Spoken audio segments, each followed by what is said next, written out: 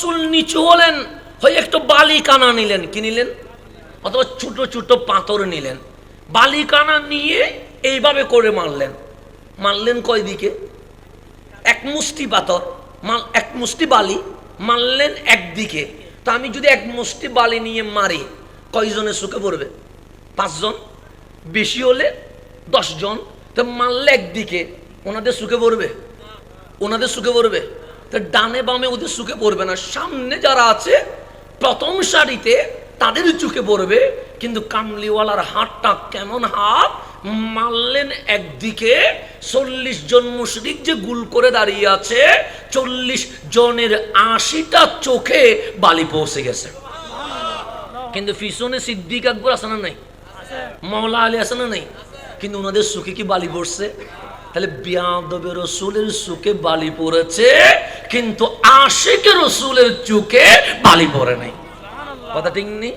তাহলে 2 জনের চোখে বালি পড়ে নাই, 40 জনের চোখে কি পড়লো? এখন চোখ কসলাইতেই আছে। এদিকে আমার নবী সিদ্দিক আকবরকে নিয়ে বের হয়ে গেছে, মাওলা আলী দরজা বন্ধ করে দিয়েছে।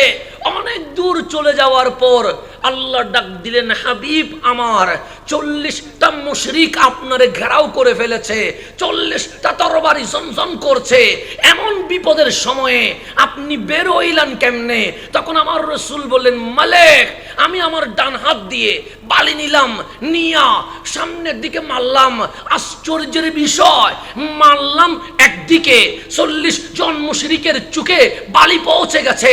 তখন আল্লাহ ডাক দিয়ে বলেন, হাবিব, মা রামাইতা ইজ রামাইতা ওয়ালাকিন্নাল্লাহ রামা। আপনি যখন মেরেছিলেন হাত আপনার ছিল, কিন্তু মারাটা আপনার নয়, আমি আল্লাহ নিজেই মেরে দিয়েছি। তাহলে হাত ছিল নবীর, মারছে কে? তাহলে নবীর হাত আর নবীর হাত নাই, হাদিসের ভাষায় এটা মাওলার কুদরতি হাত হয়ে গেছে। সেই জন্য বেলায়েত যাদের অর্জন হয়ে যায়, মাওলার রাজামন্দি যাদের মঞ্জুর হয়ে যায়, তাদের পাওয়ার এত বেড়ে যায়, তারা বলতে দেরি, বাস্তবায়ন হইতে দেরি হয়।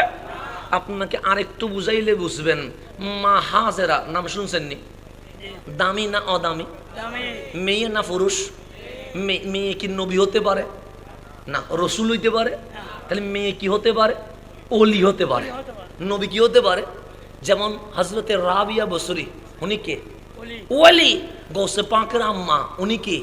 ওলি। মা মরিয়ম, উনি কি? ওলি। তো নারীরা নবী হতে পারে না, রসুল হতে পারে না, কিন্তু ওলি হতে পারে। তাহলে মা হাজেরা উনি কে? ওলি। ওনার পাওয়ার কি? একটু কোরআন হাদিসে ঢুকেন। আল্লাহর ফাইসালা, হযরত ইব্রাহিমের ঘরে একটা সন্তান আসলো, নাম কি? ইসমাইল। জওয়ান বয়সে না বুড়া বয়সে? বুড়া বয়সে বাপ হইছে ইব্রাহিম আলাইহিস সালাম। তো যার সন্তান নাই, একটা সন্তান থাকলে কেমন আদরের হয়, এটা শুধু বাবার মাই জানে, অন্য কাউকে দিয়ে বোঝানোর দরকার। সন্তান হইছে ইরাকে, সন্ন্যাসী কোথায়? কিন্তু মালিকের মর্জি, বন্ধু যেহেতু বানাইছে, বন্ধুর পরীক্ষা হয় কি হয় না? হয়। বন্ধু কেমন লাগবে পরীক্ষা করা লাগবে। এখন আল্লাহ বলে, খলিলের প্রেম মাওলার দিকে বেশি না সন্তানের দিকে বেশি, একটু দেখবো। তো মালিক বললেন, খলিল একটা কাজ করো তো। সে মালিক কি করবো? সে তোমার বউ হাজেরা তোমার ছেলে ইসমাইলকে নিয়ে একটু মক্কায় চলে যাও। খলিল কোনো আওয়াজ করে নাই, কেন জিজ্ঞেস করে নাই। যেমন আমাদের এইখানে বন্ধু আছে না নাই? বন্ধু মানে কাঁধের উপর হাত দিলে আমরা বলি বন্ধু, কক্সবাজারে ঘুরলে আমরা বলি বন্ধু, সেন্ট মার্টিন গেলে আমরা বলি বন্ধু, বাইকের পিছনে করে দিনের রাত্রে একসাথে ঘুরলে আমরা বলি বন্ধু, সিগারেট একসাথে জ্বালাইলে আমরা বলি বন্ধু। এরকম বলি কি বলি না? আরে বন্ধু তারে কয় না যখন কাঁধের উপর কাঁধতে হাত দিয়ে বলবেন চল না, যদি জিজ্ঞেস করে কোথায় যাবি, এ বন্ধু নয়। এ কি নয়? বন্ধু নয়। যদি হাতের কাঁধের উপর হাত দিয়ে যদি দেখুন এভাবে হাত দিয়ে যদি বলেন চল না, যদি বলে কোথায় যাবি, তাহলে সে কখনো কি নয়? বন্ধু নয়। যখন বলবেন চল না, যদি সে বন্ধু হয়, সে আর কোথায় যাবে জিজ্ঞেস করবে না, সে বলবে হাজির আছি চল। এটার নাম বন্ধু। এটার নাম কি? বন্ধু। কেন জিজ্ঞেস? করবে না। বন্ধু কোথায় যাবি জিজ্ঞেস করবে না, কোথায় নিয়ে যাবি জিজ্ঞেস করবে না। সেই জন্য আল্লাহর ওলি যারা, ওরা মালিককে কখনো কেন জিজ্ঞেস করে নাই, শুধু হাঁটছে আর হাঁটছে, হাঁটছে আর হাঁটছে, হাঁটছে আর হাঁটছে। মুহাব্বতে কেন জিজ্ঞেস করতে নাই? মুহাব্বতে প্রয়োজনে গর্দান দিয়ে দিতে হয়। এটার নাম বন্ধুত্ব। এটার নাম কি? এক সাহাবী গভীর রাতে নবীর কদমে এসেছে। কার কদমে? এসে বললেন, আনা উহিব্বুকা ইয়া রাসূলুল্লাহ, নবীরে আমি আপনারে ভালোবাসি। দেখেন ভালোবাসার মেসেজ দিচ্ছে সাহাবী কারে? নবীরে। আমার রাসূল বলছেন, ভালোবাসা কি বুঝো? তুমি যে আমাকে ভালোবাসছো বলছো, দেখি সহজ বিষয়, রাস্তাটা পিচ্ছিল নয়, এটা বড় কঠিন রাস্তা। ভালোবাসার রাস্তা কি হয়? কঠিন হয়। সে ভেবে চিন্তে বলিও। তোমাকে সময় দিলাম, ঘন্টা খানিক পর এসে আবার বললেন, আনা উহিব্বুকা ইয়া রাসূলুল্লাহ, নবীরে আমি আপনাকে ভালোবাসি, আমি আপনাকে। আমার রাসূল বললেন, আবার সময় দিচ্ছি। কারণ কামলিওয়ালার ভালোবাসা এটা মানে আটলান্টিক মহাসাগরে চাপ দেওয়া। এখন তোমাকে আমি সময় দিচ্ছি, আবার সময় নাও, তুমি বড় ভেবে চিন্তে বলিও। আবার আসছে, এবার এসে আরেকটু বাড়াইয়া বলে ফেললেন, নবীরে ভালোবাসি কেমন জানেন? আমার মায়ের চেয়ে, আমার বাবার চেয়ে, আমার বউয়ের চেয়ে, ওয়ামি নাফসি, আমার জানের চেয়েও বেশি আপনি কামলিওয়ালারে ভালোবাসেন। তখন আমার রাসূল কি বললেন জানেন? আমার নবী বলছে, ভালো তো বেসেছ। হ্যাঁ, যাও, তোমাকে আমি পরীক্ষা নিয়ে আমি এই সিদ্ধান্তে পৌঁছলাম, আমি নবীও তোমারে ভালোবাসি। এখন ভালোবাসা দুই দিক থেকে হয়েছে নি, হওয়ার পর রেজাল্ট কি? আমার রাসূল বলেন, অপেক্ষা করো, তোমার ফকিরি জীবন আসবে। কি জীবন আসবে? কেন? প্রেমিক কখনো ধনী হতে পারে না, প্রেমিকের বিল্ডিং থাকতে পারে না, প্রেমিকের গাড়ি থাকতে পারে না, প্রেমিকের হাই ফাই চলাফেরা থাকতে পারে না, প্রেমিক হাই লেভেলে উঠতে পারে না। আল্লাহর রাসূল বললেন, প্রেমিক যখন হয়েছো তুমি অপেক্ষা করো, ফকির হবা। সেই জন্য যারা সুন্নি আহলে সুন্নাত ওয়াল জামাত, তাদের মাদ্রাসা করতে কষ্ট হয়, তাদের মসজিদ করতে কষ্ট হয়। কারণ ডলারের টাকা আসে না, তেলের টাকা আসে না, কম্বলের টাকা আসে না, খিজুরের টাকা আসে না, বাহির থেকে কোনো পয়সা আসে না। কেন? সবাই জানে টাকা দিয়ে সবাইরে কেনা যায়, মুস্তাফার গোলামরে কেনা যায় না। মুস্তাফার গোলামরে কি করা যায় না? সবাই জানে। সেজন্য আমাদেরকে সৌদি আরব রিয়াল দিবে না, তেল দিবে না, আমেরিকা ডলার দিবে না, ইসরায়েল বোমা দিবে না। কারণ জানে সবাই রে কিনতে পারলেও সুন্নিদেরকে কিনা। কেন? সুন্নিরা তো আগে থেকে নবীর কদমে বিক্রি হয়ে গেছে। তো বিক্রি হওয়া জিনিস কি আবার বিক্রি হবে না? সেটা স্বাদ পেয়ে গেছে, সেটা রোজার স্বাদ পেয়েছে, সেটা সবচেয়ে গুম্বিদের স্বাদ পেয়েছে। আমরা মিলাদ কিয়াম করি কি করি না? করি। ফরজ জেনে করি না, ওয়াজিব মনে করে করি, সুন্নত মনে করে করি না। কিসে করি? লিমুহাব্বাতে রাসূলিল্লাহ সাল্লাল্লাহু আলাইহি ওয়াসাল্লাম, এটা প্রেমের বহিঃপ্রকাশ। আমরা মুহাব্বতে করি। আমরা কিসে করি? এতদিন পর্যন্ত ফতোয়া তো অনেক দিয়েছে, এখন চরমনার পীর বলতে বাধ্য হয়েছে, যারা নবীর মুহাব্বতে, নবীর সম্মানে দাঁড়িয়ে সলাতু সালাম পড়ে ফরজ ওয়াজিব সুন্নত মনে করে নাই, মুহাব্বতে করেছে, তারে বেদাতি বলা যুক্তিযুক্ত নয়। আলহামদুলিল্লাহ লাইনে চলে এসেছে। তা আমরা আরেকটু আগ বাড়াইয়া দাওয়াত দিচ্ছি, এতটুকু যখন চলে এসেছেন, আসেন না একসাথে একবার মিলাদ কিয়াম করে দেখি না। চোখ বন্ধ করে ইয়া নবী সালাম আলাইকা বলতে দেরি, চোখের সামনে সবচেয়ে গম্ভীর নজর চলে আসবে। এটা মুহাব্বত। এটা কি? মুহাব্বত, ভালোবাসা। সেই জন্য জুমার দিন সালাতু সালাম হয় কি হয় না? নামাজের আগে না পড়ে, ফরজ হয়ে গেছে, সুন্নত হয়ে গেছে, নফল যার ইচ্ছা বসেছে, যার ইচ্ছা নয় বসে নাই। তাই বলে বসে নাই বিদায় তাদের কি গালি দিছি আমরা? না না না, কারণ মুহাব্বতে কোনো জোরাজুরি।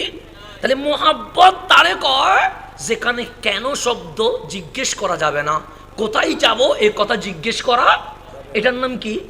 মুহাব্বত। আমার রাসূল বলেন ফকির হতে অপেক্ষা করো, তখন সাহাবী আর কিছুই জিজ্ঞেস করে নাই, কারণ কেন জিজ্ঞেস করলে মোহাব্বত বলে না, কেন ফকির হব জিজ্ঞেস করলে মোহাব্বত বলে না। কিন্তু আমার নবী যাওয়ার আগে রেজাল্ট দিয়ে গেছেন, সাহাবী আমার প্রেমিকদেরকে শুভ সংবাদ দিয়ে দিও যে কামলিওয়ালার প্রেমিক হবে সে দুনিয়াতে গরিব থাকবে কিন্তু আখিরাতে জান্নাতুল ফেরদাউসের বাসিন্দা হয়ে যাবে।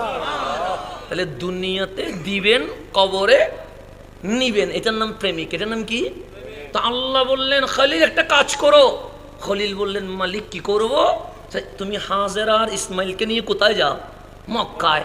কেন জিজ্ঞেস করে নাই, এখানে মানুষ নাই যাব কেন জিজ্ঞেস করে নাই। হাজেরাকে বলে হাজেরা রেডি হয়ে যাও। হাজেরা ও আল্লাহর প্রিয় বান্দিনী, আউলিয়া, আল্লাহর প্রিয়া, সেই জন্য উনিও জিজ্ঞেস করে নাই কোথায়। ইসমাইলকে নিয়ে নিয়েছেন। আমি হলে জীবনে যাব না, কারণ মাত্র নতুন সন্তান জন্ম দিয়েছি। আমার বউ বলবে মাত্র সন্তান প্রসব করেছি, অসুস্থ মেয়ে, যাব কেমনে? কিন্তু কেমনে, কেন, কোথায় এটা কখনো বন্ধু জিজ্ঞেস করতে পারে না। হলেন তো রওনা, চলে গেছেন মক্কায়। মক্কায় পৌঁছতে দেরি, তখন মক্কায় মানুষ নাই, মক্কায় ঘর নাই, মক্কায় কোনো বাড়ি নাই। আল্লাহর ঘর খানায় কাবা অনেক দিবস যাওয়ার কারণে এটাও একটু ভেঙে গেছে, পুরাতন হয়ে গেছে। কিন্তু মালিক আবার ওহী নাজিল করলেন, ইব্রাহিম মক্কায় এসেছো? যে মালিক আসলাম তো। আল্লাহ বলেন আরেকটা কাজ করবানি। মালিক বলে, খলিল বলে হুকুম করেন না। তখন ইব্রাহিমকে আল্লাহ বলছেন হাজেরা আর ইসমাইল মক্কায় থাক, আপনি খলিল আপনার দেশে চলে যান। আপনারা যাবেন কখনো করবেন? কিন্তু মালিক দেখেন, মালিক কেমন পরীক্ষা নিচ্ছে। ইব্রাহিম ইসমাইল থাক, হাজেরা থাক, আপনি চলে যান। তা আমরা হলে বলতাম আমার স্ত্রী খাবে কি, আমার ইসমাইল পড়বে কি? আমরা হলে হ্যাঁ না, কেন, কোথায়, কেমনে, কি বাগবাটোয়ারা বসতাম। খলিল কোনো জিজ্ঞেস করে নাই যে মালিক তুমি যে সিদ্ধান্তে রাজি আমি সেই সিদ্ধান্তে রাজি, হ্যাঁ আমি চলে যাচ্ছি। দূরে গেলেন, কারণ মক্কায় তো পানি নাই, তখন তো আর জমজম নাই, তখন তো এত কোনো আধুনিক ব্যবস্থা নাই। খলিল অনেক দূরে গিয়ে কিছু পানি সংগ্রহ করলেন, খেজুর গাছে খেজুর আছে, পাড়ার মতো কোনো মানুষ। খলিল উঠে কিছু খেজুর পারলেন, তাহলে খেজুরও নিলেন, পানিও এনে হাজারাকে ডাকে বললেন হাজারা এই পানিটা রাখো, এই খেজুরটা রাখো, কিছুদিন চলবে। কোথায় যাচ্ছে, কি হচ্ছে কিছুই বলে নাই। পানি আর খেজুর দিয়ে খলিল রওনা দিয়ে দিছেন। হাজারা বুঝতে পারলেন কোনো একটা অঘটন ঘটছে, কারণ খলিল তো কোনো কিছুই না বলে চলে যাচ্ছে। 2-3-4 কদম যখন চলে গেছে, আম্মাজান হাজেরা ডাক দিলেন ইয়া জাউজি, ও আমার স্বামী, কুম ধারান আইনা তাজহাব, আমি মেয়েটা একলা, ইসমাইল ছোট একটা বাচ্চা, এখানে কোনো ঘর নাই, থাকবো কোথায়? এখানে কোনো সমাজ নাই, কথা বলবো কার সাথে? এখানে কোনো বাড়িঘর নাই, আশ্রয় নিব কোথায়? আইনা তাজহাব, যাচ্ছেন কই? খলিল কোনো আওয়াজ করছে না, শব্দ করছে না। উনি আরো 2 কদম সামনে চলে গেলেন, পিছনে তাকায় নাই। হাজরা হানাই কাবার পাশ থেকে আবার ডাক দিলেন ইয়া ইব্রাহিম আইনা তাজহাব, ইব্রাহিম যাচ্ছেন কই? আপনার সন্তান তো এখানে রয়ে গেছে। খলিল কোনো আওয়াজ করছে না, আরো 2 কদম সামনে চলে গেছে।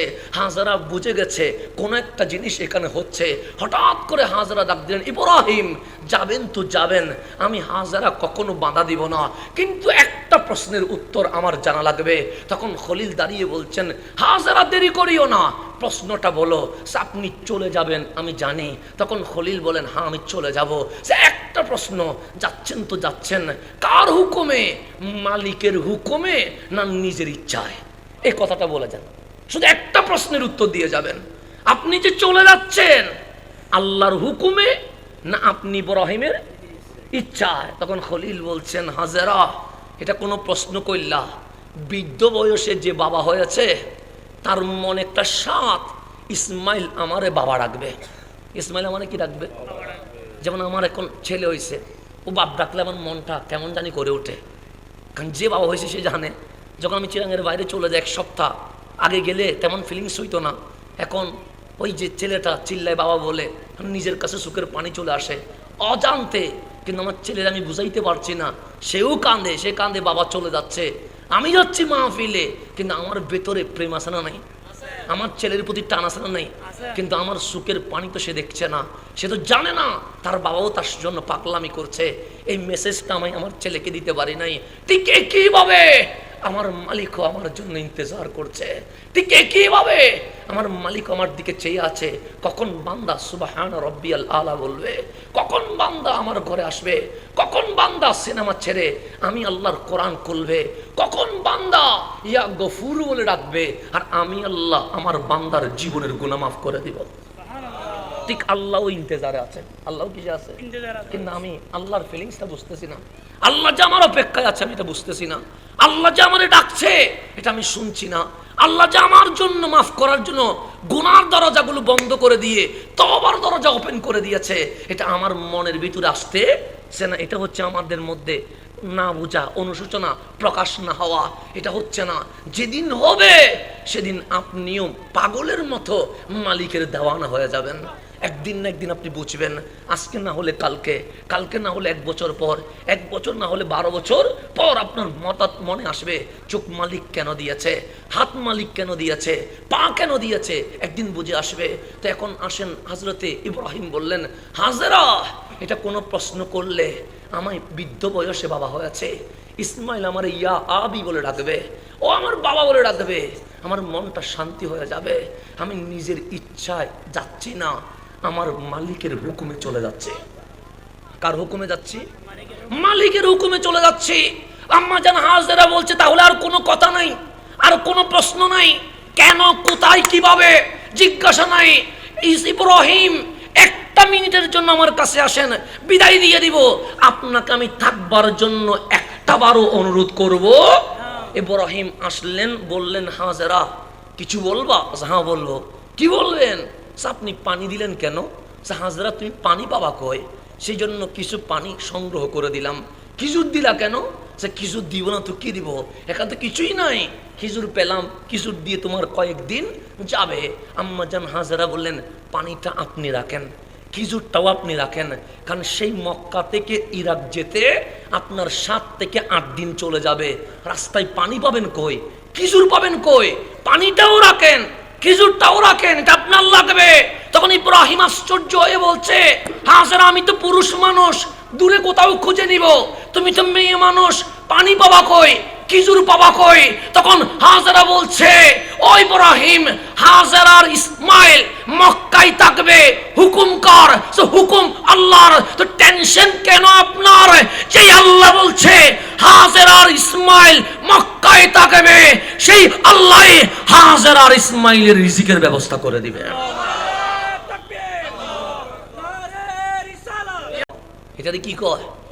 বল কয়, হাই ইব্রাহিম অবাক হয়ে চোখের পানি ছেড়ে দিয়ে বলছেন, মালিক হাজেরা তো দিলা এত বড় তাকওয়া, এটার নাম কি? তাকওয়া, এটার নাম কি? দেখেন পানি দিয়ে দিয়েছে, হাজেরার ঘরে পানি নাই, খেজুর দিয়ে দিয়েছে, হাজেরার কাছে খেজুর নাই। কি বলছে? যে আল্লাহ বলেছে হাজেরা আর ইসমাইল মক্কায় থাকবে, টেনশন আপনি নেওয়ার দরকার নাই, তিনি রাজ্জাক, আমাদের রিজিকের ব্যবস্থা করে দিবে।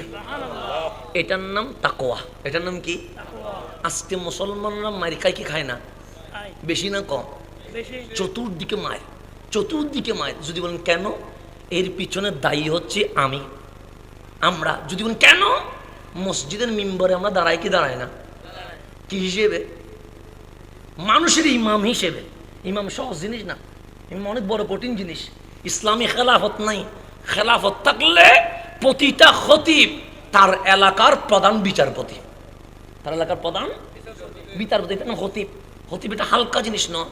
তাহলে মিম্বরটা কি আমার বাবার, আমার দাদার, মসজিদ কমিটির সভাপতির, সেক্রেটারির, অর্থ সম্পাদকের? না না না, এই মসজিদের মিম্বার একমাত্র আমার কামলিওয়ালা। আমরা যে দাঁড়িয়েছিলেন নবীর মিম্বার, সেই জন্য ওয়ারাসাতুল আম্বিয়া, আলেমরা কিসের ওয়ারেস? নবীদের ওয়ারেস। সেই জন্য আমরা ইমামতির মুসল্লা, সেই জন্য আমরা মিম্বরে। কিন্তু মিম্বরে দাঁড়িয়ে আমি খতিব বক্তব্য দেওয়ার সময় সুদের বিরুদ্ধে বলি না, বললে চাকরি চলে যাবে, ঘুষের বিরুদ্ধে বলি না, জুমা চলে যাবে, হকের কথা বলি না। কেন? কারণ কালকে যদি আমার জুমা না থাকে, বউ বাচ্চা চলবে কেমনে? তা আমি খতিবের নজর সভাপতির প্যাকেটের দিকে। বাস্তব কিসের দিকে? প্যাকেটের দিকে, সেক্রেটারির প্যাকেটের দিকে, অর্থ সম্পাদকের টাকার দিকে। আমার ইমান হচ্ছে যদি জুমা চলে যায়, বউ বাচ্চা চলবে কেমনে? তাহলে খতিবের ইমান ঠিক আছে? খতিবের ইমান হওয়া দরকার ছিল চাকরি চলে যালে চলে যাক, যে আল্লাহ হকের কথা বলতে বলেছে সেই মালিক আমার রিজিকের ব্যবস্থা করে দিবে।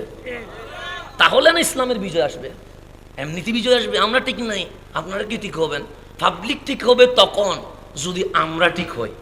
কথা ঠিক না? আমরা ঠিক না হলে পাবলিক জীবনে কোনোদিন ঠিক হবে? তা আমাদের নজর কোন দিকে? আমাদের নজর ইমামতি চলে গেলে চলবো কেমনে, হেতাবত চলে গেলে চলবো কেমনে, মাদ্রাসার চাকরি চলে গেলে চলবো কেমনে।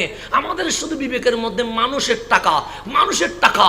আল্লাহ বলে তুই দায়িত্ব নিয়েছিস ইসলামের। ইসলাম তো মানুষের নয়, ইন্নাদ-দীনা ইনদাল্লাহিল ইসলাম। ইসলাম যে আল্লাহর। তোর আকীদা হওয়া দরকার ছিল হকের কথা বলতে গিয়ে প্রয়োজনে চাকরি যাবে, গর্দান যাবে, আমার মালিক বাকিটা দেখবে। তাহলে না বিজয় আসবে। কথা ঠিক না? সেই জন্য বিজয় আসে না। বিজয় না আসার পিছনে দোষ আমার, দোষ অন্য কারণও, দোষ আপনাদের না, আপনারা ঠিক আছেন, দোষ আমাদের। আমরা হক কথা বলি না, চাকরি চলে যাবে। হক কথা বলি না, মাহফিল কমে যাবে। হক কথা বলি না, অমুকে ব্যাড কমেন্টস করবে। আকীদার কথা বলি না, কারণ মানুষ আবার গালাগালি করবে। আল্লাহ বলছেন লা তালবিসুল হাক্কা বিল বাতিল। হককে বাতিলের সাথে কি করো না মিশ্রণ।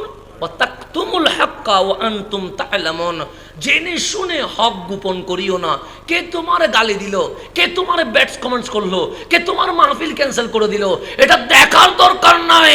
হুসাইনের মতো কারবালায় গর্দান পর্যন্ত বিসর্জন দিতে পারা, এটাকেই হক বলে। তাহলে আকীদার কথা বলতে হবে কি হবে না? হবে। আকীদার কথা গোপন করা যাবে না। আল্লাহ যেন আমাদেরকে বুঝার তৌফিক দান করে। এখন আমরাও তো ওদের ভালোবাসা পাওয়ার জন্য উও ভালো বলতে হবে, উও ভালো বলতে হবে, উও ভালো বলতে হবে। সবাই কি বলতে হবে? আচ্ছা, একজন মানুষকে কি সবাই ভালো বলবে? সম্ভব না। হকের কাতারে যদি হাঁটেন, এজিদ 22,000 এজিদ হুসাইনকে ভালো বলে নাই তো? বলছে ভালো। সবাই হুসাইনের বিপরীতে গেছিল তো। হুসাইন শহীদ হয়ে গেছে, 1400 বছর চলে গেছে। আজকে এজিদের নাম নেওয়ার মতো কেউ আছে? তখন তো মিডিয়া এজিদের পক্ষে ছিল, মানুষ তো এজিদের পক্ষে ছিল। নাম নেওয়ার কেউ নাই। কেন? বাতিলের নাম নেওয়ার কেউ থাকে না। হুসাইন হকের উপর ছিল, সেদিন হুসাইনের পক্ষে কেউ ছিল না। কিয়ামত পর্যন্ত মানুষ হুসাইনের পক্ষে কথা বলে যাবে। এটার নাম হক। হক বলতে হবে।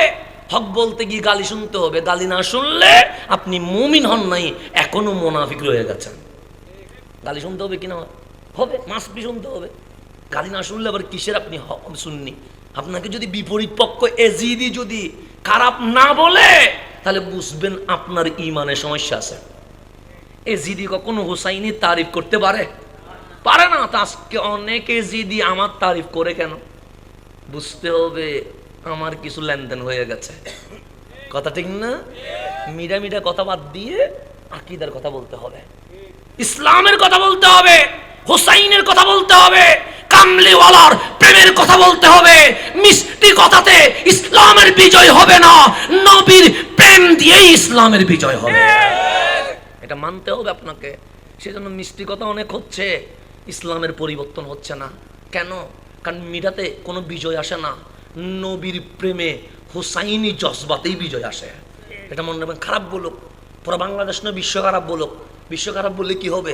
হুসাইন যদি আপনাকে ভালো বলে, কামলিওয়ালা যদি আপনাকে ভালো বলে, আল্লাহ যদি আপনাকে ভালো বলে, এর চেয়ে বড় নিয়ামত আর কিছু আছে না। সুতরাং এগুলো 2-1 দিনের জন্য। আমি যদি এখন মিষ্টি কথা বলি, কান পর্যন্ত যাবে। কি পর্যন্ত? ভালো লাগবে। সকালবেলা দেখবেন কিছুই নেই, সকালবেলা উঠি গালি দিবেন। আমি দেখতেছি তো এখন এমনি রাতভর মাহফিল করলে কি বলে, ঠিক আছে, সকালে উঠি বলে কি হই দেন, গালি দেন না ওদের, কি পর্যন্ত গেছে যে। কিন্তু আপনি যখন হকের কথা বলবে, কোরআন সুন্নাহর কথা বলবেন, কান পর্যন্ত নয়, অন্তর পর্যন্ত খবর করবে। অন্তর লাগবে, অন্তর কি লাগবে? অন্তর লাগতেছে যে। কান্না কান কান দিয়ে লাভ নাই, মিডে মিডে কান দিয়ে লাভ নাই, লাগবে কি অন্তর অন্তর। মোটিভেট দিয়ে জীবনে কোনোদিন জাতি চেঞ্জ হয় নাই। এখানে অনেক ছেলে আছে সায়েন্সে পড়ে, অনেক ছেলে আছে কমার্সে পড়ে, অনেক ছেলে আছে আর্টসে পড়ে, আছে না নেই? আছে। কিছুদিন আগে, এখন নেই, কিছুদিন আগে ইউটিউবে ইন্টারনেটে শুধু মোটিভেট মানে ব্যবসায়ী বানিয়ে ফেলতেছে। কি দিয়ে? কথা দিয়ে। এখন আর্টসে ছেলেও বলে ব্যবসা করব, কমার্সে ছেলেও বলে ব্যবসা করব, সায়েন্সে ছেলেও বলে ব্যবসা করব। এখন মোটিভেট এগুলো মাথা ঘুরিয়ে গেছে, কিসের সায়েন্স, কিসের কমার্স, কিসের আর্টস, এক মোটিভেট দিয়ে তারা ব্যবসায়ী বানাই দিছে। সে ব্যবসা করার জন্য পাগল হয়ে গেছে। এখন মোটিভেট সাগরে ভাসে গেছে। যেগুলো পড়ালেখা বন্ধ করছে এগুলো এখন রিক্সা চালায়, না হলে গ্রেসে কাজ করে। কি কথায়? মোটিভেট কথায় পড়ালেখা বন্ধ করে দিছে, ব্যবসায়ী হবে। মোটিভেটে জাস্ট মানুষকে 1-2 দিন গরম করে দে। কি করে দে? এখানে ঈমান নাই, এখানে জজবা নাই, এখানে আকীদা নাই, কোরআন নাই, হাদিস নাই। এগুলো জাস্ট আপনাকে দিয়ে ধান্দা করা, আপনাকে দিয়ে কি করা। সেজন্য স্কুলে কলেজে মাঝে মাঝে মোটিভেট স্পিকার আসে, এসে কি বলে, তুমি পারবে, তুমি এগিয়ে যাও। এও ফুলি যায়, ফুলি বলে যে কিসের সায়েন্স, কিসের কমার্স, কিসের আর্টস, আমি ব্যবসা করলে তো কোটিপতি হয়ে যাবো।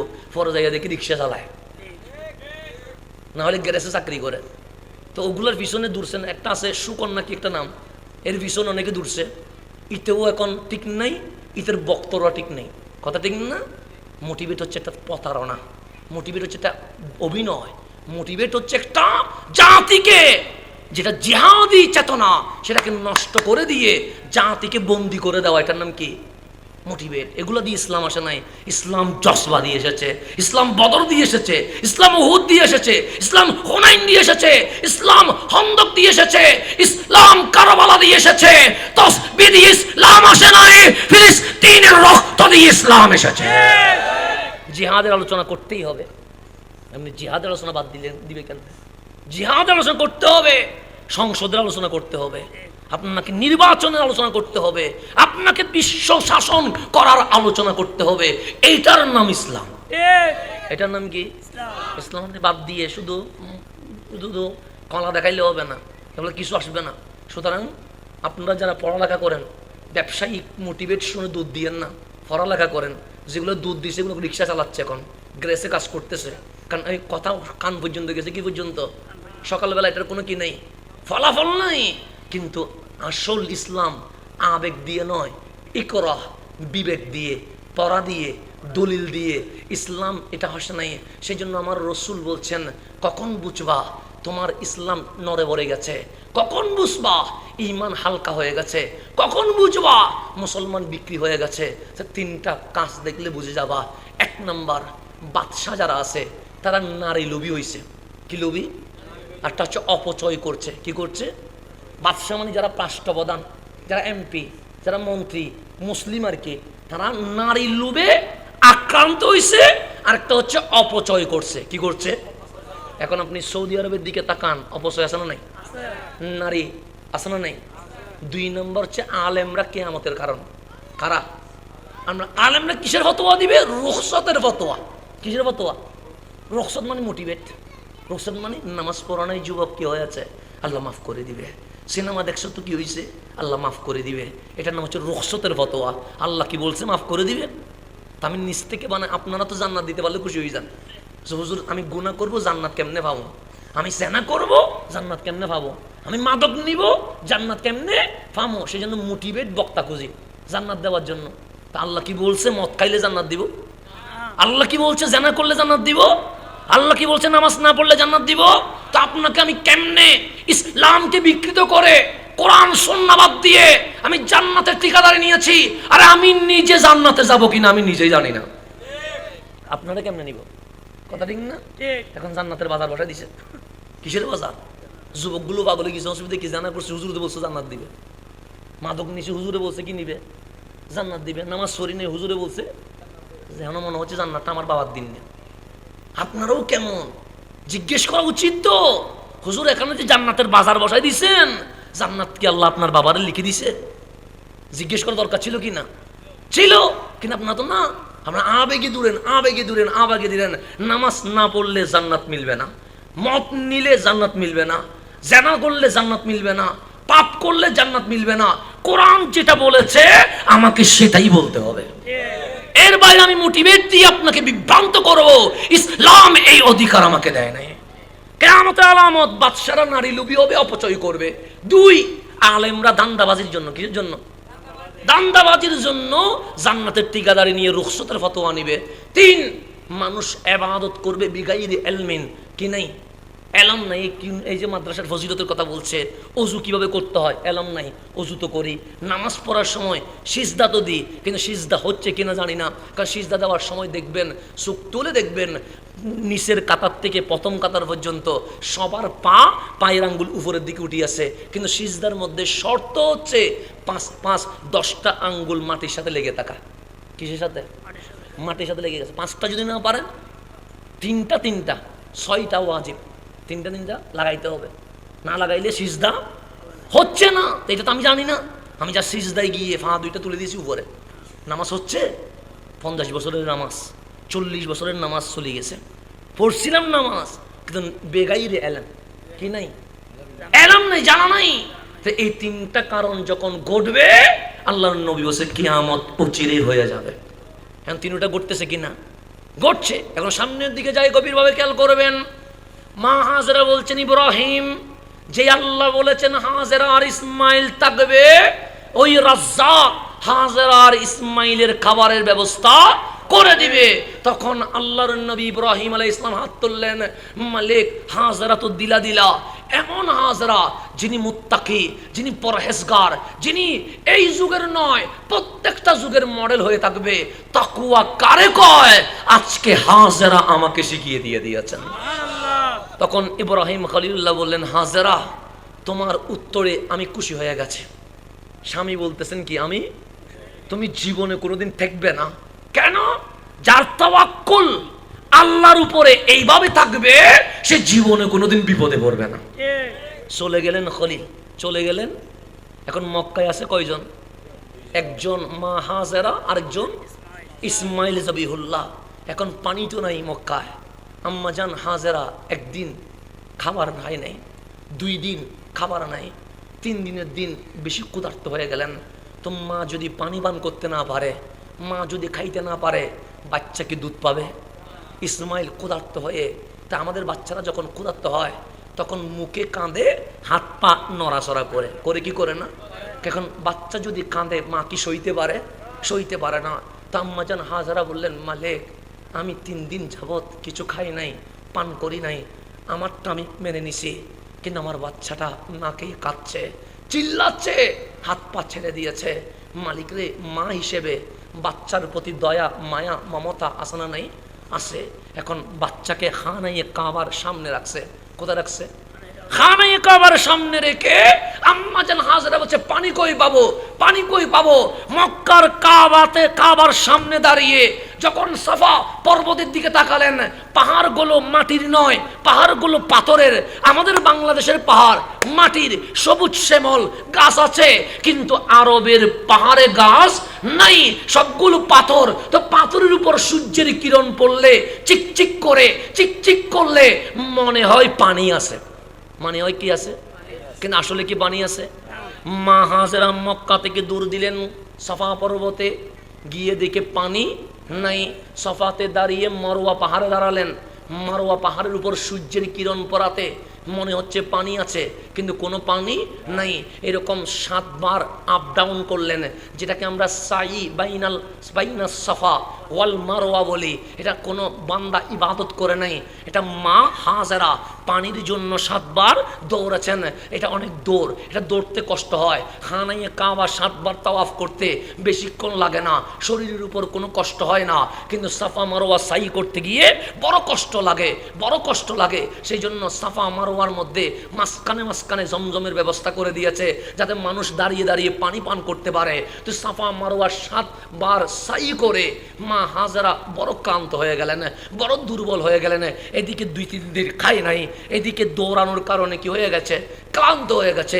সাফা পাহাড়ে দাঁড়িয়ে হযরত ইসমাইল জবিউল্লাহ কি করছে এটা দেখছেন। হঠাৎ দেখলেন ইসমাইল ইসলামের পা যেই জমিনে বারবার বাড়ি খাচ্ছিল, ঠিক পা যেখানে বাড়ি দিচ্ছে সেখান থেকে পানি বের হয়ে গেছে। সেখান থেকে কি বেরিয়ে গেছে? পানি বেরিয়েছে। কার বাড়ির সুটে?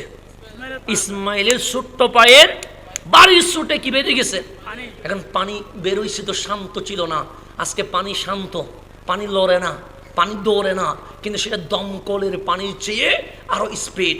মা হাজারা দৌড়ায়া চলে আসলেন, রবকে বললেন আলহামদুলিল্লাহ মালিক, যেই মক্কার জমিনে পানি নাই তুমি সেই মক্কার কাবার পাশে ইসমাইলের পা বরাবর পানি দিয়ে দিয়েছ, কিন্তু পানি এমন স্পিড। আপনাদের চন্দনাই সে পুকুর শেষ করেন কি করেন না? কি দিয়ে? দমকল দিয়ে। পানির কি স্পিডে জানে আসতে যায়? স্পিড যখন যায়, বাচ্চারা পানিগুলো ধরার জন্য চেষ্টা করে কি করে না? করার সময় পানি কি ধরতে পারে না? হাত চলে যায়। পানির বাড়িতে হাত চলে যায়, কিন্তু পানি ধরা সম্ভব। তো আম্মা জান হাজেরাও আসলেন দৌড়ায়া, দমকলের চেয়ে আরো স্পিডে পানি বের হচ্ছে, কিন্তু পানি ধরতে যায়, কিন্তু পানি ধরা সম্ভব নয়। মাটি দিয়ে পাথর দিয়ে বেষ্টন দিতে যায়, কিন্তু পানির এত স্পিড, ওই পাথর বাড়ির ছুটে চলে যায়, মাটিগুলো চলে যায়। তখন আম্মা জান হাজেরা বললেন, পানি বের হয়েছিস নিয়ামত হয়ে, কিন্তু এমন স্পিডে যাচ্ছিস, তোকে তো ধরতেই পারছি না, বেষ্টন করতে পারছি না, আইল দিয়ে আটকাতেও পারছি না। তুই স্পিডে আসলে লাভ কি? ধরতে না পারলে আমি পান করতে পারবো না, আমি পান করতে না পারলে ইসমাইল দুধ পাবে না। তো পানি আসার না আসা একই রকম হয়ে গেছে। হঠাৎ মা হাজরার জবান দিয়ে সেই জামানার ভাষা, জাম থেমে যা, জাম থেমে যা, দুইবার বলেন জাম জাম থেমে যা। স্পিডে যাওয়া পানি মা হাজরার হুকুমে থেমে গেছে। এটার নাম জমজম। এটার নাম কি? জম মানে থেমে যা, জম মানে থেমে যা, জম জম থেমে যা, থেমে যা। পানির নাম হয়ে গেছে কি? জমজম। ওই মা হাজরা যে বলছে, হ্যাঁ একটু গভীরভাবে খেয়াল করবেন, থেমে যে গেল আজকেও তামা। পানি কমে না, প্রয়োজনে বাড়ে। পানি কমে না, প্রয়োজনে কি করে? এখন আসলে একটু গভীরভাবে খেয়াল করবেন, পানি স্পিডে গেছে, হুকুম ছিল কার? আল্লাহর হুকুম ছাড়া কি গাছের পাতা নড়ে? তাহলে পানি স্পিডে গেছে, হুকুম ছিল কার? কিন্তু পানি থেমে গেছে, হুকুম কার? মা হাজরা। মা হাজরা বললেন জাম থেমে যা, জাম থেমে যা। পানি কি হয়ে গেছে? এখন কি বলবেন আল্লাহর পাওয়ারের চেয়ে হাজরার পাওয়ার বেড়ে গেছে? বলবেন কেমন? কেন বলবেন না? পানি স্পিডে গেছে, হুকুম ছিল কার? থেমে গেছে, হুকুম ছিল মা হাজরার। এখন কি পাওয়ার বেড়ে গেছে? না না না না। তো পাওয়ার না বললে ঘটনা কি? আল্লাহর নবী বলছেন, সেদিন যদি হাজরা জমজম বলে পানি না থামাতেন, সেদিন জমজমের পানিতে মক্কায় সাইলাব হয়ে যেত, সেই বন্যায় কবলিত হয়ে যেত। জমজম বলার কারণে পানি থেমে গেছে। এখন একটু গভীরভাবে খেয়াল করবেন, পানি স্পিডে গিয়েছে, হুকুম ছিল আল্লাহর। হুকুম ছিল কার? কিন্তু যখন মা হাজরা বললেন জাম জাম থেমে যা, থেমে যা, তখন আমার মালিক বলছেন, পানি রে, তুই হুকুম দিয়েছিলাম স্পিডে যা, তুই স্পিডে গিয়েছিলি। মাওলার মানসা পানি যাবে স্পিডে, কিন্তু আমার প্রিয় বান্দিনী হাজারার ইচ্ছা পানি থেমে যাবে। আমি আল্লাহ নিজের মানসাকে বাদ দিলাম, আমার প্রিয় বান্দিনীর ইচ্ছাকে বাস্তবায়ন করে দিলাম। এটার নাম বেলায়ত। এটার নাম কি? বেলায়ত। বেলায়ত মানে আল্লাহর ওলিরা যা বলে মালিক সেটা রাখে। এটা হচ্ছে ওনাদের মুখ আল্লাহর কুদরতি জবান হয়ে যায়। আমি এটা বোঝার জন্যই বলছিলাম। তা আল্লাহর নবীর চেয়ে বড় নিয়ামতওয়ালা আর কেউ আছে? তো আমি সেই কথাটা বুঝাইতে চাইলাম। বান্দার এমন একটা পজিশন চলে যায়, আল্লাহ বলে হাত্তা উহিব্বাহু, আমি আল্লাহ হইয়া আমার বান্দার প্রেমে পড়ে যায়। বান্দার প্রেমে যখন মালিক পড়ে যায়, বান্দাটার বান্দা থাকে না, এটা বেলায়েতের মালিক হইয়া ওলি আল্লাহ হয়ে যায়। তো ওলি আল্লাহর পাওয়ার কোথায় চলে যায়? আল্লাহ বলছে, আলা সাবধান, ইমার্জেন্সি জোন, আলা ইন্না আউলিয়া আল্লাহি লা খাউফুন আলাইহিম ওয়ালা হুম ইয়াহজানুন। এত উপরে উঠে গেছে, দুনিয়াতে তাদের কোনো টেনশন নাই, আখিরাতে কোনো পেরেশানি নেই। তাহলে এখন বান্দা উপরে উঠছে কি উঠে নেই? কারণ একটু গভীরভাবে খেয়াল করবেন। তাহলে আমরা সাধারণ বান্দা, আমরা আমাদের চেয়ে লেভেল উপরে আউলিয়া কেরাম আছে না নাই? আউলিয়া কেরামের লেভেলের উপরে নবী রসুল। কথা ঠিক নেই? নবী রসুলের উপরে কেউ? আল্লাহ বলেন নবী রসুলের দিকে তাকাইলাম, নবী রসুলের মধ্যে তিলকার রসুলু ফাদ্দালনা, আমি 313 জন রসুলকে নবীদের উপরে ফজিলত দিয়ে সৃষ্টি জগতের মধ্যে রসুলদেরকে সবার সেরা বানাই দিয়েছে। কয়জনকে? 313 জনকে। তিরমিজি শরীফের হাদিস। কোন শরীফের? তিরমিজি শরীফের হাদিস। যেমন আমার নবী মাহফিল করতেন, সাহাবায়ে কেরাম শুনতেন। যেমন এই জামানায় যদি নবীজি জাহেরিভাবে থাকতো, এখন মাহফিলে কেউ বক্তা হয়ে আসতো? মাহফিল করতেন রহমতুল্লিল। তা আমার নবীর জামানায় কেউ মাহফিল করতো না, শুধুমাত্র মাহফিল করতেন রহমতুল্লিল। তা আমার নবীর একটা ইচ্ছা থাকছে, আমি গেলে সাহাবায়ে কেরাম কথা বলে না, আদবের সাথে নবীর দিকে তাকিয়ে থাকে, কোনো সাউন্ড নাই, কোনো শব্দ নাই। যেমন আপনারা যেখানে বসছেন, মাঝে মাঝে ডানে বামে করছি কি করছি না? করছি। মাঝে মাঝে এদিকে তাকাচ্ছি, মাঝে মাঝে উঠে চলে যাচ্ছি, মাঝে মাঝে দৌড়াইয়া বসতেছি। এরকম হচ্ছে কি হচ্ছে না? হচ্ছে। কিন্তু আমার নবীর জামানায় রসুল যখন বসতেন, সাহাবায়ে কেরাম এইভাবে কোনোদিন দুলে নাই, ডানে কোনোদিন তাকায় নাই, বামে কোনোদিন তাকায় নাই, পিছনে কি হয়েছে কোনোদিন তাকায় নাই। সাহাবায়ে কেরাম বলছে এমনভাবে বসেছে, পাখিরা মনে করছে এটা মনে হয় পাথর। পাখিরা সাহাবায়ে কেরামের মাথার উপর বসে থাকতো, মানে জড় পদার্থের মতো। ডানেও নাই বামেও কোনো নড়াচড়া নাই। পাখি কোথায়? হুদাইবিয়ার সন্ধির মধ্যে 1400 সাহাবী, মক্কার মুশরিকরা অবাক হয়ে গেছে। সাহাবীদের মাথাকে পাথর মনে করে আসমানের পাখি সাহাবায়ে কেরামের মাথায় বসে আছে। তাহলে আদবের কোনো কমতি আছে? কোনো আওয়াজ নাই, শব্দ নাই। যেমন যদি আজকে আপনাকে জিজ্ঞেস করি আজকে কি বার, কি বলবেন? আজকে কি বার? উত্তর দিচ্ছেন না। আজকে শনিবার। কয়টা বাজে? কি বলবেন? 10টা বাজে। তাহলে উত্তর দিচ্ছেন কি দেন নাই? দিছেন।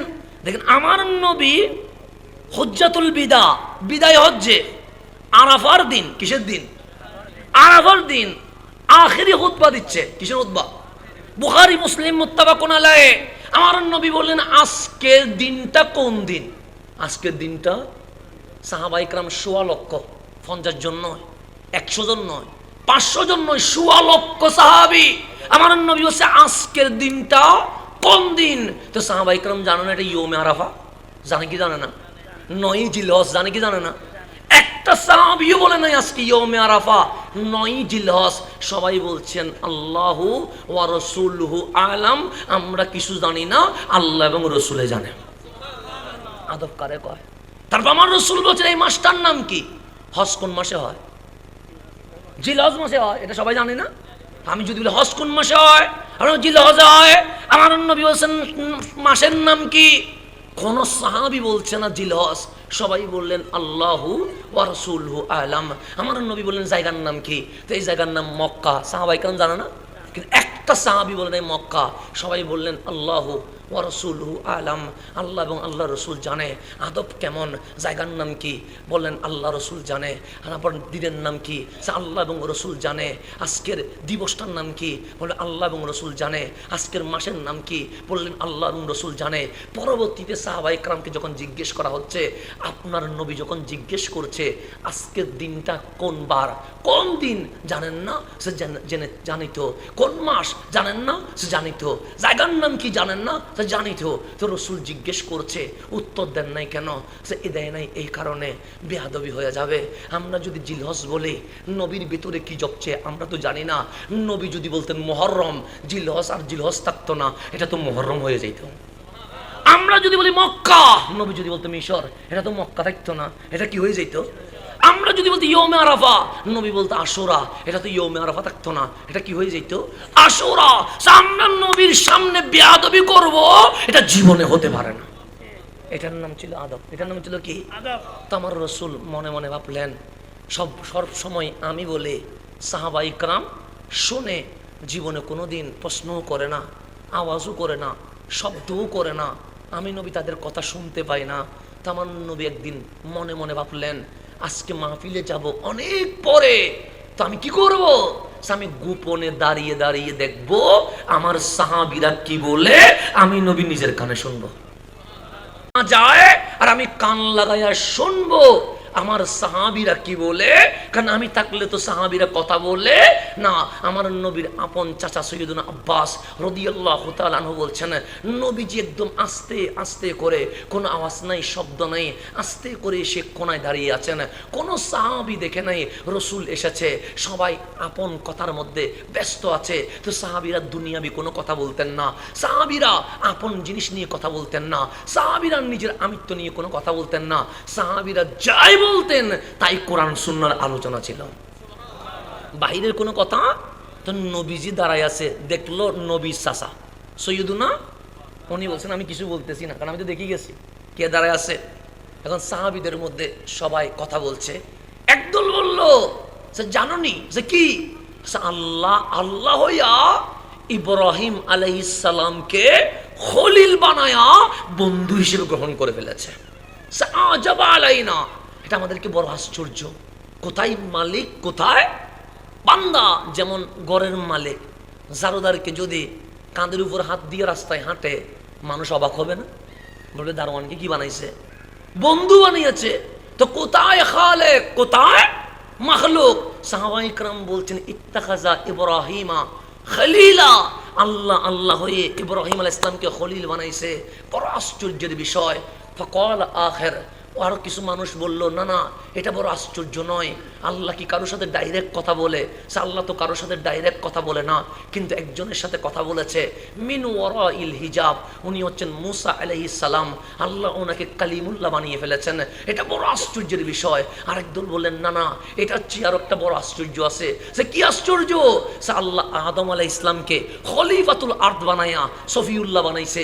আরেকজন বলল না না না না, এটা চেয়ে বড় আশ্চর্য হচ্ছে বাবা সারা দুনিয়াতে সন্তান হওয়া সম্ভব নয়, কিন্তু আল্লাহ ঈসা আলাইহিস সালামকে মা মরিয়মের মাধ্যমে পৃথিবীর জমিনে পাঠায়া রুহুল্লাহ বানাই ফেলছে। এরকম এক একজন আশ্চর্য হচ্ছে। আল্লাহ ইব্রাহিমকে খলিল বানাইছে, আল্লাহ মুসা আলাইহিস সালামকে খলিল বানাইছে, আল্লাহ বাবা আদমকে খলিফাতুল আরদ বানাইছে। এরকম আশ্চর্য হচ্ছে। যখন সাহাবীদের কথা শেষ, আমার কামলিওয়ালা সবার সামনে এসে বললেন আসসালামু আলাইকুম। কে বলেছেন? রহমতুল্লিল। আমার নবীরে সাহাবায়ে কেরাম দেখে আশ্চর্য হয়ে গেলেন, সবাই দাঁড়িয়ে গেলেন। আমার নবী ইজলিসু, সবাই বসো, তোমাদের কথাগুলো আমি শুনে গেছি। ফাসামিতু, আমি কালামাকুম, আমি তোমাদের কথা শুনেছি নিজের কানে। তোমরা বলেছো ইব্রাহিম খলিলুল্লাহ ওয়া হুয়া কাযালিক, এতে কোনো সন্দেহ নাই। এটা ওকে এটা সরাই দেন, বাচ্চাদেরকে একটু ভীষণ দিবেন সবসময়, এটা সরাই দেন। হ্যাঁ, বাচ্চাদেরকে ভীষণ দিবেন, কথা বললে সমস্যা। বাচ্চারা কথা বলবে কিন্তু পিছনে দিবেন যাতে কথা বলতে পারে। সামনে তোমাদের কথা শুনে গেছি। তখন সাহাবায়ে কেরাম বললেন নবীরে, এতক্ষণ আপনি ছিলেন না বলে আমরা গ্রুপ স্টাডি করলাম, কথা বললাম। আমার নবী বললেন তোমরা বলেছো ইব্রাহিম খলিলুল্লাহ ওয়া হুয়া কাযালিক, সত্য বলেছো, মিথ্যা নয়। তোমরা বলেছো মুসা কালিমুল্লাহ, সত্য বলেছো, মিথ্যা নয়। তোমরা বলেছো আদম সফিউল্লাহ ওয়া হুয়া কাযালিক, সত্য বলেছো, মিথ্যা নয়। তোমরা বলেছো ঈসা রুহুল্লাহ, সত্য বলেছো, ওয়া হুয়া কাযালিক, মিথ্যা নয়। কিন্তু মান আনা, আমি কে চিনো? তখন আমার রাসূল বলেন আনা হাবিবুল্লাহ, আমি আল্লাহর হাবিব। লা ফখরা, এতে আমার কোনো গর্ব নাই। আরে যাদের তারিফ করেছো কাল হাসরের ময়দানে ওরাও বলবে নফসি নফসি, সবাই বলবে নফসি নফসি। আমি সেই নবী, আনা আউয়ালু শাফিন, যখন কেউ আল্লাহর সামনে কথা বলার সাহস পাবে না, আমি নবী সর্বপ্রথম গুনাহগার উম্মতের জন্য সুপারিশ করে দেব। শুধু সুপারিশ করব তা নয়, যেমন সুপারিশ সবাই করতে পারে। সুপারিশ আজকে যদি কাউরে বিচারক ফাঁসি হিসেবে যদি করে দেয়, ঘোষণা করে দেয়, এখন আমি যদি বলি আমি হাসান আজহারি বিচারক বরাবর সুপারিশ করছি তাকে বেকসুর খালাসি দেওয়া হোক, সিল একটা মেরে যদি হাসান আজহারি লিখে বিচারকের কাছে পাঠায়, বিচারক এটা মানবে? সিরে ফেলবে কি হাসান আজহারি এটা কে আবার। কিন্তু রাষ্ট্রপতি যদি বলে এই আসামিকে বেকসুর খালাসি দেওয়া হোক, সুপারিশ ক্রমে রাষ্ট্রপতি ফাঁসি দিতে পারবে। কারণ সুপারিশ করছে কে? রাষ্ট্রপতি। আমার সুপারিশ নন অ্যাকসেপ্ট হবে না, কিন্তু রসুলের সুপারিশ, আমার রসুল শুধু সুপারিশ করব তা নয়, সর্বপ্রথম আমি নবীর সুপারিশ কবুল করা হবে। লা ফাখরা, এটা আমার কোনো গর্ব নয়, গর্ব করছি না আমি। আমার রসুল বলছেন, শুনে রেখো উম্মত, আমি কে? আমি সেই নবী যখন পুরা পুরা কিয়ামত হাসরের অবস্থা গোলমাল হয়ে যাবে, সূর্য যখন নিচে চলে আসবে, জমিন যখন তামা হয়ে যাবে, চতুর্দিকে যখন নফসির আওয়াজ আসবে, আমি সর্বপ্রথম নবী যিনি জান্নাতের দরজায় টাক টাক করে আওয়াজ করব। আর আল্লাহ বলবে, মান আনতা, আপনি কে? যখন সবাই পেরেশান, আপনি জান্নাতের দরজায় আওয়াজ করছেন, আমার নবী বলবে, আনা হাবিবুল্লাহ। এতটুকু বলতে দেরি, আমার রসুল বললেন, জান্নাতের দরজা খুলে দেওয়া হবে। আল্লাহ বলবে, হাবিব আপনি জান্নাতের দুয়ারে কদম রাখেন, আমি আল্লাহ আপনাকে অভিনন্দন জানাবো। এটা হচ্ছে রহমতুল্লিল। শুধু তাই নয়, তাই নয়, আমার রসুল বলছেন, আমি এমন নবী, যেই নবী রসুলদের তারিফ করেছ, আমি নবী যদি না হইতাম, ওই নবী রসুলকে কখনো সৃষ্টি করা হইতো না। তাহলে ওই নবীর চেয়ে দামি আর কেউ আসেনি? আছে? ওই নবীর চেয়ে উপরে লেভেলে আর কেউ আছে? নাই। সুতরাং ওই নবী পেয়ে আমরা খুশি না বেজার? আপনার আস্তে আস্তে চলে আসেন, আলহামদুলিল্লাহ। ওই নবী পায়ে আমরা খুশি না বেজার? এখন সামনের দিকে যায়, আপনার আমার দিকে মনোযোগী হন, অসুবিধা নেই। ওলামা ইকরাম আসবে, মেহমান আসবে, আপনার আমার কথা শোনেন, কারণ আমার সময় কম। হুজুর আমাকে বলছেন 10টার দিকে চলে আসবেন, হয়তো বা হুজুর চলে আসলে আমার মাহফিল ছেড়ে দিব, কারণ আমরা মুরব্বী বসি কথা বলা, এটা বেয়াদবি। এটা কি হয়ে যাবে? বেয়াদবি হয়ে যাবে। এখন আসেন, তাহলে আমার নবীর চেয়ে দামি আর কেউ আছে? নাই। তাহলে আল্লাহর নবী বলছেন, আমি যদি না হই, তাহলে এখানে কোনো নবী রসুল হবে না। সেই জন্য সৃষ্টি জগতের মধ্যে সবচেয়ে দামি মানুষ, মানুষের মধ্যে দামি আউলিয়া একরাম, আউলিয়া একরামের মধ্যে দামি নবী রসুল, নবী রসুলদের মধ্যে দামি 313 জন রসুল। আল্লাহ বলেন, 313 জন রসুলের মধ্যে আমি তাকালাম, দেখলাম 313 জনের মধ্যে সবচেয়ে দামি 7 জন। কয়জন? একজন ইব্রাহিম আলাইহিস সালাম, আরেকজন মুসা আলাইহিস সালাম, আরেকজন ঈসা আলাইহিস সালাম, আরেকজন আপনার নবী, আমার নবী রহমতুল্লিল। এই 4 জনের মধ্যে আল্লাহ তাকায়া দেখে আপনার আমার নবীর চেয়ে দামি আর কেউ নাই। আল্লাহ বলে, হাবিব আনতা আকরামুল আউয়ালিনা ওয়াল আখিরিন, আগে এবং পরে যারা আসছে এবং আসবে সবার মধ্যে সম্মানী হচ্ছেন আপনি রহমতুল্লিল আলামিন। আমার নবীর চেয়ে দামি এই জমানায়, এই জামানায়, ওই জামানায়, আগের জামানায়, পরের জামানায় কেউ কোনোদিন আসতে পারে না। যেমন আজকের দিনটাও দিন, আগামীকালকের দিনও দিন, পরশু দিন যেটা আসবে সেটাও দিন, যেটা চলে গেছে এটাও দিন। বাবা আদমের জামানাটাও জামানা, আমার নবীর জামানাও জামানা, এই জামানাও জামানা। কিন্তু আমার রসুল, সেই জন্য দিনকে কখনো গালি দেওয়া যাবে না। আমরা মাঝে মাঝে বলি জামানা পরিবর্তন হয়ে গেছে, বলি কি বলি না? আল্লাহর নবী বলেছেন, না, জামানা পরিবর্তন হয় নাই, তুমি পরিবর্তন হয়ে গেছে। কে পরিবর্তন হয়েছে? আমরা পরিবর্তন হয়েছি। যেমন এই কালকের নিউজ দেখলাম, খুলনায় বাবা মারা গেছে, 5 মেয়ে বাবাকে কি করতে দিচ্ছে না, কাফন দাফন করতে দিচ্ছে না, 2 দিন পরে দিতে পারছে। আপনি দেখছেন 5 মেয়ে কেন দিচ্ছে না? কারণ বাবার এক ছেলে, কয় মেয়ে, তো ছেলেও বাবার সম্পদ পাবে, মেয়েও পাবে কি পাবে না? এখন বাবা কি করছে, সম্পদ সব হারে রেখে দিছে, এক ছেলে রেখে দিছে, 5 মেয়েরে। এখন বাবা হিসেবে কি দায়িত্ব পালন করছে?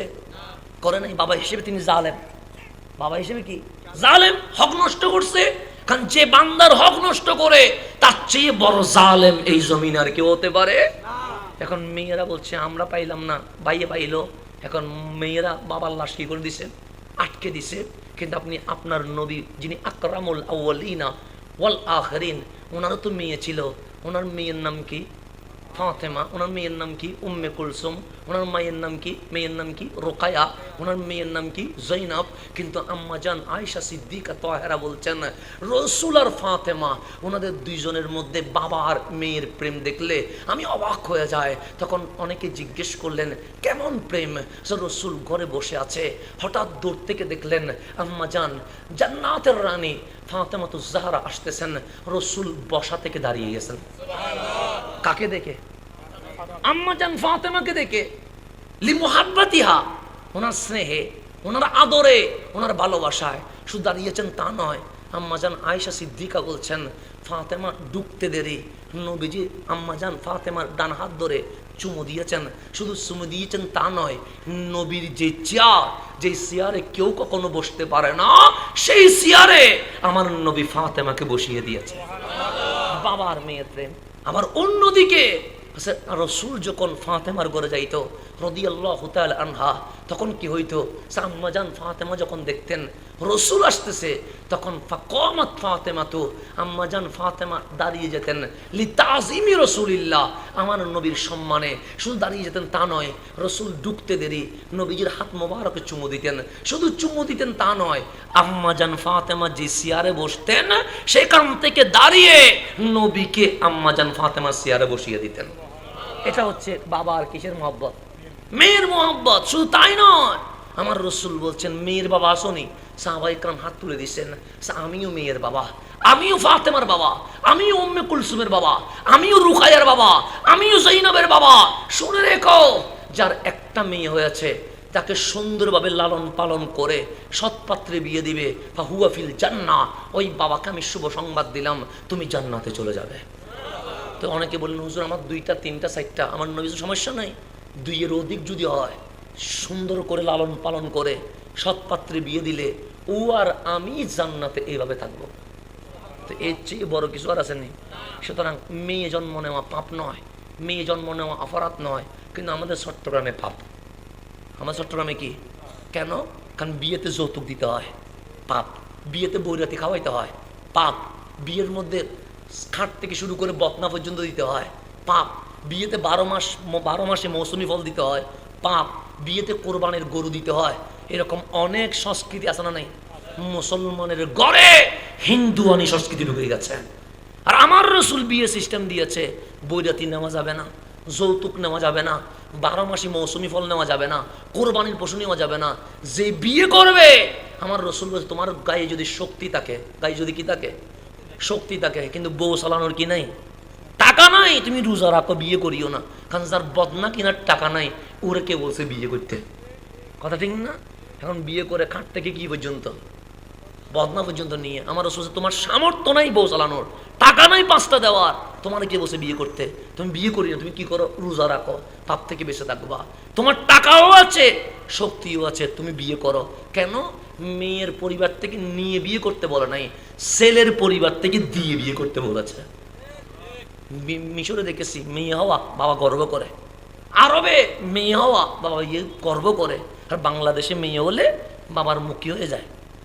মলিনা যখন বিয়ে দিবে কেমনে, 30 লাখ টাকা খরচ, এটার নাম ইসলাম নয়। সেই জন্য পরকীয়া বাড়ছে কি বাড়ে নাই? তালাক বাড়ছে কি বাড়ে নাই? সমাজের মধ্যে অশান্তি বাড়ছে কি বাড়ে নাই? কি কারণে বাড়ছে? আমার নবীর সুন্নতের মধ্যে আমরা ইসলাম বাদ দিয়ে হিন্দুদের কাজ করা শুরু করে দিছি। এগুলো বন্ধ হইলে বিয়ে টিকবে, কাবিন দিয়ে বিয়ে টিকবে না।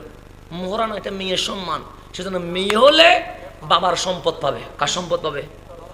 এখন ছেলে আর মেয়ে, ছেলে 1 ভাগের কয় ভাগ? 1 ভাগের অর্ধেক, নিস। মেয়ে কতটুকু পাবে? 3 ভাগে। মানে ছেলে আছে মেয়ে আছে, তাহলে কি হবে? 3 করে সম্পদকে 3 ভাগ করবে, 2 ভাগ ছেলে 1 ভাগ। এখন বলবেন হুজুর মেয়েও তো দোষ, কারণ কাইলে কয় ভাগ? 1 ভাগ। কেন? যে তুমি 1 ভাগ পাবা এই কারণে, কারণ তোমার যখন বিয়ে হবে, তুমি মেয়েকে, স্বামীকে মোহরানা দিতে হবে না, স্বামী তুমি বউকে মোহরানা দিতে হবে। তাহলে মোহরানা আছে না নাই? আছে। এটা কাকে দিতে হয়? বউকে দিতে হয়। এটা জামাইয়ের হক না, বউয়ের হক। তাহলে মোহরানা মেয়েকে দিতে হবে কি হবে না? তাহলে বাবার সম্পদ পাইল, মোহরানাও। বাংলাদেশে মোহরানা সিটারই হয়, 20 লাখ টাকা কামিন, 2 লক্ষ টাকা উসুল, মোহরানা দেওয়ার কোনো কি নাই, খবর নাই। এরকম বিয়ে হয় কি হয় না? হয়। এগুলো ইসলামের মধ্যে সাপোর্ট করে না। মোহরানা কখন দিবেন? বাসর ঘরে ঢুকার আগে বউয়ের মোহরানা বউকে দিয়ে দিতে হবে, এটার নাম মোহরানা। কিন্তু বাংলাদেশে গরুর বাজারের মতো 20 লাখ 30 লাখ এরকম করে লিখে রাখে, কিন্তু এই মোহরের কোনো কি নাই, খবর। যেমন আমি মাহফিলে আসছি, আমাকে একটা হাদিয়া দিবেন কি দিবেন না, এটার নাম কি? সম্মানী। ঠিক একটা মেয়ে মা বাবা ছেড়ে, পরিবার ছেড়ে, অজানা একজন মানুষকে আপন মনে করে তার স্বামীর ঘরে এসেছে, আল্লাহর নবী বলে তাকেও একটা সম্মানী দিয়ে দাও, এটার নাম মোহরানা। এটার নাম কি? মোহরানা। তাহলে একজন মেয়ে বাবার সম্পদ পাবে, কার সম্পদ? তারপর মোহরানা পাবে। শুধু মোহরানা নয়, ওনার স্বামীর সম্পদ পাবে।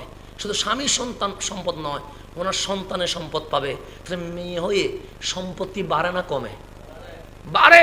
মা হয়ে মা হিসেবে ছেলের মেয়ে সম্পদ পাবে, বউ হিসেবে কার সম্পদ পাবে?